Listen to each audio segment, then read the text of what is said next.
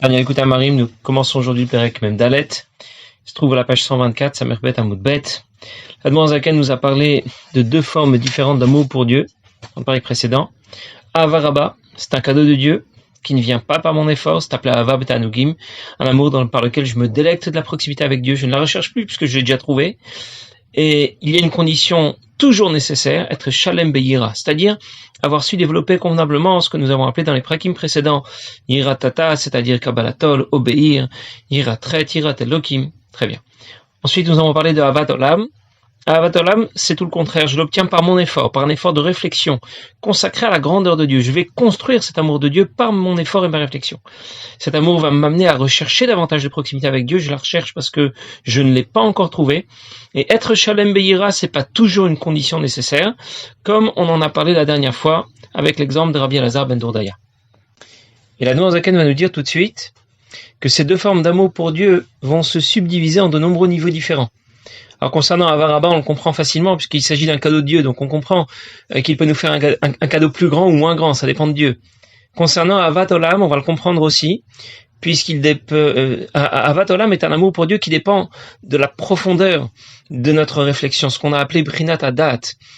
On saura donc le développer davantage ou pas, et donc ça dépend de moi. Tout dépend dans quelle mesure je vais intérioriser les idées auxquelles j'aurais réfléchi. Alors dans les mots, ces deux formes d'amour pour Dieu, Avat Rabba et Avat Olam, dont on a parlé dans le période précédent. Chacune les kamaprinot ou madrigot l'enquête va se subdiviser en de nombreux niveaux à l'infini. Kol chad le fum shuradile, chacun à sa mesure, comme Shkatu Zor Kadosh al Pasuk, comme dit le Pasuk, le Zor au sujet du Pasuk, Noda Basharim Bala. Dieu va être connu, c'est d'Akadosh Baruch Hu dont il s'agit, Bala, son mari. Noda Basharim, il va être connu, da Kuchabrich ou de Vitieda. On va le connaître, ça veut dire qu'on va l'approcher, l'apprécier. En fonction du cœur de chacun. Pour ça que l'amour et la crainte de Dieu sont appelés Anistarot Lashem Lokenu. Ce sont des sentiments cachés, profonds. Alors que Torah et Mitzvot correspondent à ce qui est révélé au contraire. Parce que nous pratiquons la Torah et les mitzvot de la même façon. Dans l'action concrète, on ne distingue pas le geste de l'un de l'autre. Par contre, l'amour et la crainte, qui correspondent à la façon dont j'ai intégré, intériorisé les idées auxquelles j'ai réfléchi, la grandeur de Dieu, l'insignifiance de la création. Autant que j'ai pu l'intégrer à mon cœur et à mon cerveau, comme on l'a déjà dit. Ça veut dire que l'amour et la crainte de Dieu ne sont pas toujours perceptibles chez l'autre. Je ne sais pas apprécier combien quelqu'un d'autre a d'amour et de crainte pour Dieu. Comme Shmuel a dit à Kadosh Baruch Hu, Adam yireh ba'enayim, Hashem yireh lalevav, un homme ne voit qu'avec ses yeux. Il n'y a que Dieu qui sache ce qu'il y a dans le cœur et dans l'esprit de chacun. L'amour et la crainte de Dieu ne transpirent pas à l'extérieur. Et c'est pour cette raison qu'on les appelle Anistarot, la Shem Elokenu. C'est ce qui est caché pour nous. En ce qui nous concerne, c'est déjà plus simple. Nous avons déjà appris que notre amour pour Dieu est inversement proportionnel à notre intérêt pour les plaisirs des attraits de ce monde. Ohave Hashem Sinura, ceux qui aiment Dieu détestent le mal. Comme on a déjà dit, tant qu'il y a des choses qui m'intéressent et qui me plaisent. Si j'ai le sourire quand on me parle de gagner au loto, d'un voyage à Dubaï ou d'une bonne pizza, chacun son truc. Mais c'est que j'ai d'autant moins d'intérêt et d'amour pour Akadosh Baruch Hu. Alors que, à Torah, va mitzvot, nous a dit l'Admor Zaken, ça c'est un iglot là nous. Ça veut dire que la Torah et les mitzvot sont plus révélés. Je peux voir et dire si quelqu'un a mis les tefilines, s'il a étudié la Torah ou s'il respecte Shabbat. Ça veut dire que deux personnes vont mettre les tefilines. De l'extérieur, on dirait qu'ils ont accompli la même mitzvah. De l'intérieur, la crainte et l'amour de Dieu sont peut-être complètement différents entre les deux. Et jusqu'ici, l'Admor Zaken nous a parlé de deux formes différentes d'amour pour Dieu. Avaraba, un amour pour Dieu que j'obtiens en cadeau d'Akadosh Baruch Hu pour lequel je n'ai fait aucun effort. Avat Olam, alors j'ai quand même fait un effort de préparation, puisqu'il fallait être Shalem Beyira. Mais être Shalem Beyira n'est pas suffisant pour obtenir ce cadeau d'Akadosh Baruch Hu. Donc je ne dis pas que je l'ai obtenu par mon effort, parce que ce que j'ai obtenu est complètement décalé par rapport à l'effort de préparation que j'ai réalisé. Donc Avaraba, c'est un amour pour Dieu que j'obtiens en cadeau, sans effort pour l'obtenir. Avat Olam, c'est un amour pour Dieu que je n'obtiens justement pas au cadeau, en cadeau, que je construis par une réflexion sincère et profonde, par mon effort. Et maintenant, l'Admor Zaken va nous parler d'une autre forme d'amour pour Dieu. C'est un amour pour Dieu dont nous disposons déjà et qu'il va falloir exploiter. celui dont on va parler maintenant, c'est un amour intermédiaire entre Ahava Rabba et Ahavat Olam, parce que, comme je viens de dire, Ahava Rabba, je ne fais pas d'effort pour l'obtenir, je l'obtiens de Dieu comme un cadeau. Ahavat Olam, je l'obtiens par mon effort, ce n'est pas un cadeau de Dieu, et l'amour de Dieu dont nous allons parler maintenant, c'est en même temps un cadeau de Dieu, et en même temps, je l'obtiens par mon effort. Ça veut dire qu'on ne me demande pas de le construire totalement, on ne me demande pas de le construire par ma réflexion, et ce n'est pas non plus un cadeau de Dieu. C'est un amour de Dieu que j'ai déjà en moi, Dieu me l'a déjà apporté, mais il est au fond de moi, et il faudra donc que je fasse un effort de réflexion pour l'exploiter. Ça rejoint un peu ce dont on a parlé dans le Perek Yutret, à partir du Perek Yutret, au sujet de l'Avam Souteret, de l'amour profond caché que chaque juif porte en lui pour Akadosh Baruch Hu. Ce que dit tout de suite l'Admor Zaken, il y a un amour pour Dieu qui est inclus, ça veut dire qui est inclus à la fois à Ahava Rabba et à Ahavat Olam, parce que c'est en même temps un cadeau d'Akadosh Baruch Hu et en même temps ça me demande un effort. Et c'est un amour pour Dieu dont chacun dispose, parce que on le reçoit en héritage d'Avot. Comment nous allons l'appeler? Ce que le Zohar écrit au sujet du Pasuk. Nafshi iviticha balayla. Nafshi, ça on l'expliquer tout de suite, il ne faut pas traduire mon âme. Nafshi, c'est toi qui es ma vie, Akadosh Baruch Hu. Iviticha balayla. C'est à toi que j'aspire la nuit. Pourquoi la nuit? Nous allons en parler. Je vais d'abord continuer quelques lignes. Il aime Akadosh Baruch Hu comme on aime la vie. Comme on est attaché, comme la vie est attachée au corps et le corps aspire à la vie. Il aime la vie. Hachem, j'aspire à toi. Parce que tu es ma vie. Tu es ma vraie vie, ma véritable existence. Pour ça que j'aspire à te rejoindre, à être lié à toi. Ça veut dire que j'aspire à toi, je veux te rejoindre. J'ai soif de toi. Comme quelqu'un qui aspire à la vie. Quand quelqu'un est faible et qu'il souffre, alors il veut que les forces lui reviennent. Et quand il va dormir, il espère aussi que la vie et la force vont lui revenir quand il se réveillera. De la même façon, j'aspire à Akadosh Baruch Hu parce qu'il est Chaya Chaim Amitim. Il est ma vraie vie, ma véritable existence. Et je vais l'obtenir en étudiant la Torah, lorsque je vais me réveiller et étudier la nuit de Raïta lorsque la Torah et Akadosh Baruch Hu ne font qu'un. Je continue encore une petite ligne et je vais revenir sur tout ça. Comme dit le Zohar,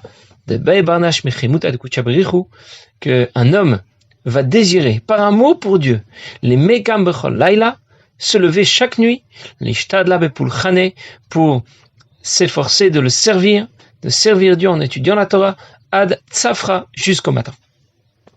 L'amour pour Dieu dont nous parlons maintenant s'appelle Nafshi Vitir Habalayla. De quoi est fait cet amour? Qu'est-ce que je recherche? Qu'est-ce qui me motive à aimer Dieu? L'Admor Zaken rapporte le pasuk qui dit Nafshi Vitir Habalayla. Ça veut dire, toi qui es mon âme, toi qui es Akadosh Baruch Hu ma vie, je te recherche dans la nuit. Il s'agit de réfléchir, de considérer que Dieu est notre vie. Et puisque j'ai naturellement de l'amour pour la vie, je vais l'exploiter pour étudier la Torah, pour pratiquer les mitzvot. Parce que de cette manière, je vais me connecter à Akadosh Baruch Hu qui est ma vie. L'amour pour la vie n'est pas toujours perceptible parce qu'au cours de notre vie, on ne s'arrête pas de vivre. Il n'y a pas d'interruption qui nous permettrait d'apprécier un retour à la vie. On vit H24 et 7 sur 7. Donc on ne sent pas tellement l'importance de la vie, sauf lorsqu'on est en danger, bien sûr, Chas v'Shalom. Et c'est cet instinct naturel qui nous fait apprécier la vie, que nous allons exploiter en considérant que ma vie, celle à laquelle je tiens vraiment, mais c'est Akadosh Baruch Hu. En d'autres mots, il s'agit d'aimer Dieu autant qu'on est attaché à la vie. Je vais donc rechercher Akadosh Baruch Hu et je sais où le trouver, dans l'étude de la Torah, dans la pratique des mitzvot. Je vais utiliser cet amour naturel pour la vie, pour l'orienter vers Akadosh Baruch Hu. Juste pour préciser qu'on ne parle pas de la vie au sens physiologique. On ne parle pas que du fonctionnement des différents membres du corps. On parle de l'existence. C'est ça qu'on appelle ici la vie.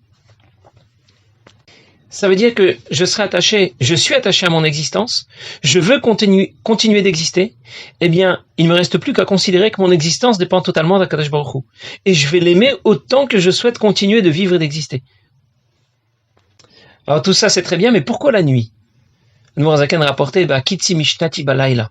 C'est lorsque je vais me lever, me réveiller la nuit pour étudier la Torah. On raconte qu'un vieux chassid avait souvent l'habitude de se réveiller au milieu de la nuit pour aller aux toilettes. Ça arrive parfois avec l'âge. Et lorsqu'il se réveillait au milieu de la nuit, à chaque fois, il tirait un Likutei Torah et il étudiait quelques lignes dans le Likutei Torah. Quand on lui a demandé pourquoi chaque fois qu'il se lève, il va étudier dans le Likutei Torah, alors il a répondu: la nuit, ma neshama est montée. Elle est montée rejoindre d'autres neshamot avec lesquels elle étudiait la Torah. Et lorsqu'elle doit les quitter pour revenir, descendre parce que j'ai besoin d'aller aux toilettes, les autres neshamot vont la voir revenir ensuite quand je vais me rendormir. Elles vont lui dire: alors, qu'est-ce que tu as fait quand tu es descendu? Je veux pas qu'elle ait honte et qu'elle ait besoin de dire: je suis juste descendu pour aller aux toilettes. Je veux qu'elle ait au moins l'occasion de dire à ses amis: je suis descendu, j'ai appris quelques lignes dans Torah ou dans l'Likutei Torah déjà. On raconte aussi de David Amalek qu'il se levait chaque jour à Chatzot, au milieu de la nuit. Chatzot ayla akum lo dotlach. C'était l'usage à l'époque. Le seder habituel, dans les générations précédentes, c'était de se lever chaque jour à Chatzot. Dire le tikkun Chatzot. Ça dure quelques instants, quelques minutes, quelques dizaines de minutes. Et puis ensuite, on étudiait d'abord Nigle, puis Chassidut, jusqu'à l'heure de la Tfila de Shachrit. Après Shachrit, on continue à étudier la Torah. Pourquoi spécialement la nuit? Parce que la nuit, c'est pas tout à fait le moment adéquat pour étudier. A priori, c'est pas le meilleur moment. Il n'y a pas de lumière, il faut s'éclairer avec une bougie. C'est le moment de dormir, c'est le moment où on est fatigué. Donc pourquoi on insiste sur le fait de rechercher Akadosh Baruch Hu? Kitsi mishnati balayla. Pourquoi le rechercher d'Avka la nuit, d'étudier la Torah la nuit? Il y a un Mamar Zal qui dit: Hillel mechayev anim, Rabbi Elazar ben Charsom mechayev ashirim. Hillel engage les pauvres, et Rabbi Elazar ben Charsom les riches. L'histoire raconte, une histoire très connue, il raconte qu'Hillel était très pauvre, il n'avait pas de quoi payer l'entrée au Beth Midrash, et il avait tellement envie d'étudier qu'il est monté sur le toit pour écouter le shiur. Il s'est retrouvé congelé sous la neige, et à partir de ce moment-là, on l'a fait descendre et on l'a ranimé, mais à partir de ce moment-là, on a ouvert les portes de Beth Midrashot, même à ceux qui n'avaient pas de quoi payer. C'est-à-dire que Hillel était très pauvre, et ça l'a pas empêché d'étudier la Torah. Donc si quelqu'un prétend qu'il ne peut pas étudier la Torah parce qu'il est trop pauvre, on lui répond: Hillel t'a déjà précédé, il t'a déjà montré l'exemple. Même si tu es très pauvre, tu dois étudier la Torah. De la même manière, Rabbi Elazar ben Charsom était très riche, très occupé, il avait beaucoup d'affaires, ça l'a pas empêché d'étudier la Torah. Donc si quelqu'un prétend qu'il ne peut pas étudier la Torah parce qu'il est très riche, il est trop occupé à gérer ses affaires, on lui répond: Rabbi Elazar ben Charsom t'a déjà précédé, il t'a déjà montré l'exemple. Même si tu es très riche, tu dois continuer, tu dois étudier la Torah. Et nous on se demande: mais une seconde, c'est pas comme ça que ça marche. Si j'ai le temps, et si j'ai la disponibilité, j'étudie la Torah. Et si je ne l'ai pas, je l'étudie pas, c'est tout. Ce qu'on fait Hillel et Rabbi Elazar ben Charsom ne me concerne pas. Ça ne m'engage à rien, c'est leur problème, c'est pas le mien. En réalité, il est évident que si j'ai la possibilité d'étudier la Torah, je dois l'étudier. Ça, on n'a pas besoin de nous le dire. C'est pas de ça dont on parle. On parle de quelqu'un qui vraiment, il ne fait pas que le déclarer, c'est la réalité. Vraiment, il n'a pas la possibilité d'étudier la Torah. Il est patour. C'est la nuit. Il est trop fatigué. Il n'a pas de lumière. Et donc, il est patour minadine. S'il ne se lève pas pour étudier la Torah, on va pas lui reprocher. Et quand même, il se lève pour étudier la Torah. Tout de même, il se lève et il étudie. Voilà ce qu'on appelle nafshi vitira. Il s'agit de quelqu'un qui aspire à la vie. Ça veut dire, il veut continuer d'exister avec une soif qui dépasse les limites de ce qui est obligatoire ou pas.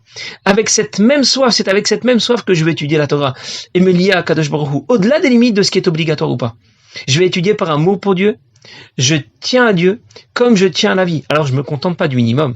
Un homme est prêt à tout faire, à payer le prix qu'il faut pour être en vie et être en bonne santé. C'est cet amour pour Dieu qu'on appelle nafshi vitira balayla. Ça veut dire, c'est un amour pour Dieu qui nous engage à étudier la Torah, à pratiquer les mitzvot, au-delà de ce qui est absolument nécessaire. Alors, nous allons voir ensuite, je vais le laisser pour la prochaine fois pour ne pas aborder un sujet et ne pas pouvoir le terminer. On abordera ensuite un autre sujet, une autre forme d'amour pour Dieu. On dira d'Akadosh Baruch Hu qu'il est notre Père.